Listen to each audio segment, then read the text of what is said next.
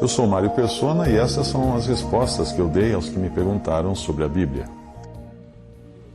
Você escreveu perguntando se fumar é pecado. Essa é uma pergunta interessante, porque nós gostamos de fazer uma lista de pecados e aí nós nos regozijamos quando nós cumprimos essa lista, ou seja, fazemos tudo ou não fazemos tudo que está nessa lista. E aí nós deixamos de fora da lista coisas que nós gostamos, mas não achamos tão ruins assim. As religiões mais rigorosas e legalistas são as que mais gostam de fazer listas do que é pecado e o que não é pecado, e com isso deixar o ego das pessoas inflado, porque elas se colocam depois, elas cumprem as suas listinhas, né? E se colocam na condição de juízes de quem não segue a sua lista. A lista é igual que ela tem do que pode e do que não pode. Não existe nenhum versículo na Bíblia que condene o fumo, mesmo porque na época em que foi escrito o texto bíblico, o tabaco só existia nas Américas, não existia ali naquela região do Oriente Médio. E nas Américas o tabaco era utilizado por praticamente todos os povos indígenas. Mas é bem provável que os povos, principalmente do Oriente, já praticassem algum tipo de inalação de fumaça, ou de vapores, ou substâncias estimulantes ou alucinógenas tiradas de plantas. Embora prejudicial para a saúde, sim, ninguém pode negar isso, a Bíblia não condena diretamente o ato de fumar, como ela condena comer demais, por exemplo, ou beber demais. E às vezes comer demais não faz parte da lista de pecado da maioria das religiões, sejam elas católicas ou evangélicas. Comer demais, ou exagero no comer, certamente é um pecado, denunciado com todas as letras na palavra de Deus, onde aparece a palavra glutonaria, embora em algumas traduções seja glutonaria, em outras apareça como orgia, ou na realidade são festas de consumo desenfreado de comida, bebida e outras coisas. E normalmente isso aparece ao lado de invejas, homicídios, bebedices, ali em Gálatas 5:21, e é companheira também das dissoluções, concupiscências, borrachices, bebedices, abomináveis de idolatria, em 1 Pedro 4:3 e Romanos 13:13, além da glutonaria, né, ter sido particularmente denunciada pelo próprio Senhor Jesus em Lucas capítulo 21, versículo 34. E em Provérbios também fala de você colocar uma faca na garganta quando estiver num jantar, principalmente com pessoas importantes, e não atacar comida de forma voraz. Mesmo assim, você já deve ter visto muito crente obeso por aí, soltando o verbo contra o irmão fumante, esquecido do que o Senhor disse em Mateus 7, versículo 4. Como dirás a teu irmão, deixa-me tirar o argueiro do teu olho, estando uma trave no teu? Hipócrita, tira primeiro a trave do teu olho, e então cuidarás em tirar o argueiro do olho do teu irmão. O mesmo acontece com outro pecado que a sociedade moderna incentiva e é comum nas igrejas que pregam a prosperidade. Eu falo do pecado da cobiça, e particularmente da ganância, do amor ao dinheiro. Hoje o ganancioso, o avarento, né? Algumas passagens da Bíblia chamam de avarento, o ganancioso e ambicioso hoje na sociedade moderna, ele é louvado pelos homens e até por homens que se dizem cristãos. Louvam a ganância. Esse é um assunto de 2 Timóteo 3:2, pois os homens serão amantes de si mesmos, gananciosos, ou avarentos, numa outra versão, presunçosos, soberbos, atrevidos, orgulhosos, mais amigos dos deleites do que amigos de Deus, tendo aparência de piedade, mas negando-lhe o poder. Se você pegar essa lista, o que a sociedade moderna quer que as pessoas sejam? Amantes de si mesmas, né?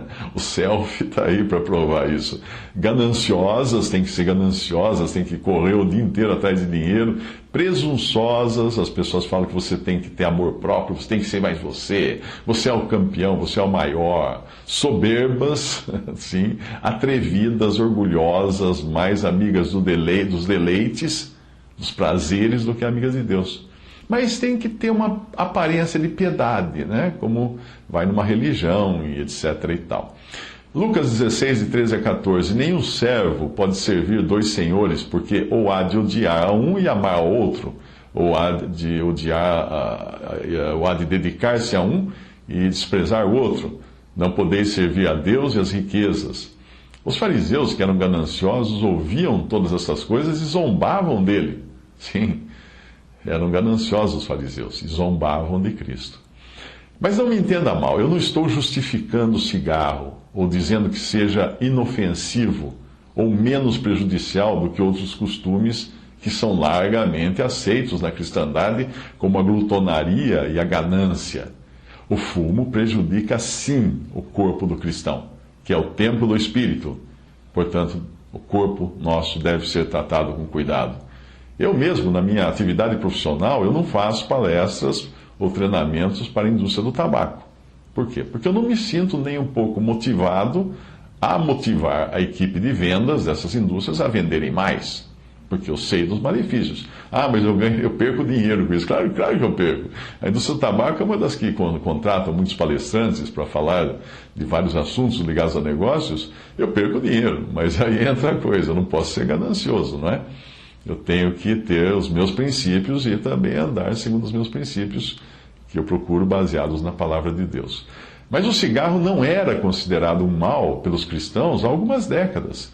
O fumo começou a ser considerado um pecado grave pelos protestantes só na metade do século XX, quando também começaram a descobrir os malefícios da nicotina, quando as pesquisas mostraram que dava câncer e tudo mais. Mas no passado era comum cristãos fumarem cachimbos e charutos também, como faziam o Spurgeon, que era um cristão na Inglaterra, um grande pregador, ou C.S. Lewis, também escreveu as Crônicas de Nárnia e também era um cristão. Eles fumavam charuto, eles aparecem em fotos da época, portando um charuto na mão. Obviamente, isso não justifica o fumo, mas a falta de informação na época em que eles viveram fazia o fumo ser considerado inócuo para o organismo. Era alguma coisa como apenas tomar um aperitivo gostoso ou comer um doce, era alguma coisa assim. Nos anos 50, havia até propaganda de cigarro com a frase que dizia assim: "Este os médicos recomendam". Visto do ponto de vista dos prejuízos que traz à saúde do corpo, que é o templo do Espírito, o fumo é sim um pecado. Você pode considerar hoje um pecado, como também a droga ou qualquer vício. Até mesmo os vícios mais inocentes, como, por exemplo, você ser viciado em chocolate.